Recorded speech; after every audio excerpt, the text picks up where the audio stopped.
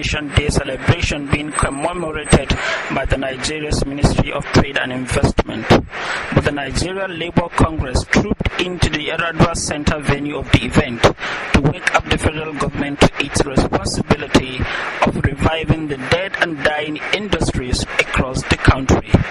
Vice President of the Nigeria Labour Congress, Issa Aremu, who led the activists bearing various placards calling for the development of the manufacturing sector, said the federal government's UN program is not the solution to the industrial problem of the country.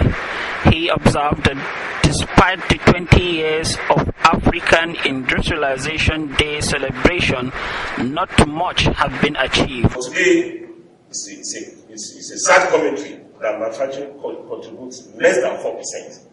And for some of us who have come from industrial cities, I came all the way from Kaduna, some of my colleagues are here from Kano, some are from Lagos, they are from Port Harcourt. We used to have proud industrial estate area in this country. Anybody who has been to Kano, you know there's Bob Pipes, there's Sharada, you know in Kaduna you have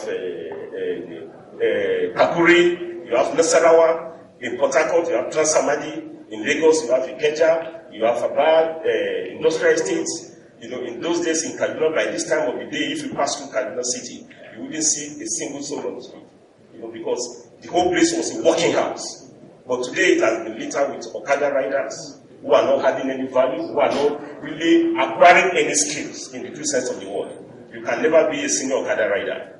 You know, you can never, say, I've retired to be an Okada rider. Because it's a skilled job. You know, but you can be a retired weaver, a retired spinner. You know, if in those days when textile mills was textile mill. So today, I think we should move from rhetoric to practical actions. I want to just make quick suggestions that instead of doing these official governance talks in which you go and you look at uncompleted roads that lead to nowhere, you know, I think we want to call on President Jonathan through your office, because you are the key minister driving this. You must have a special tour of all the industrial areas in this country. Because see is believing. It doesn't make sense that our leaders make a trip to China, they go to Malaysia to go and be looking at industrial sites, when what you have here, you've not even seen them. What you are looking for in Sokoto is here in your Sokoto. You know, you cannot talk of foreign investment when your domestic investment is time wastage. And when you discover that we can revive this industry.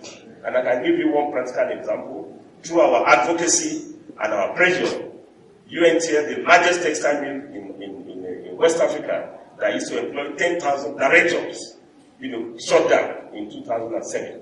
And we decided to put pressure, and that time Governor Namadi Sambu was the vice president, listening to us, and we compelled him to move around Kaduna to see all the industrial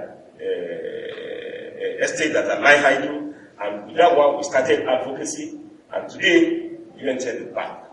You know, and the significance of that return of UNTL is that even though it's not back into full production, you know, but by opening alone, it employed 1,500 direct jobs.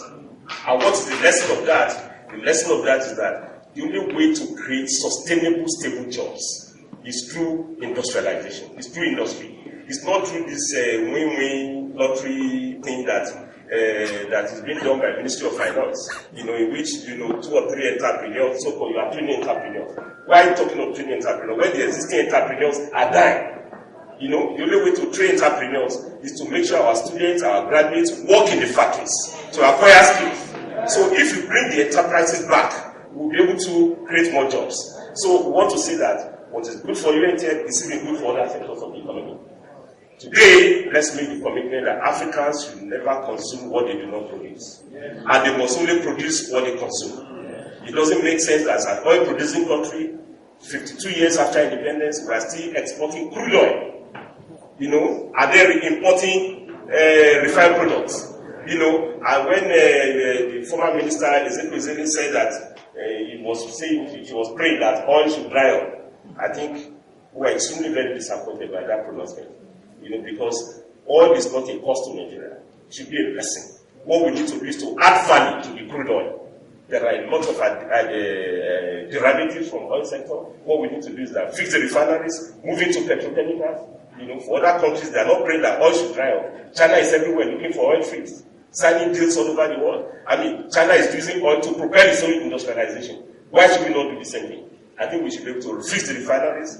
Food and beverages must also come back so that Nigeria will truly be one of the 20 leading economies by 2020. So we want to say that the next year's celebration, Honorable Minister, we should make sure that we must report here that more factories are in the Minister of State for Trade and Investment, Samuel Ortom, assured the Unionists that they were thinking along the same direction with the federal government. And I thank the Almighty God for the presence of the Nigerian Labour Congress.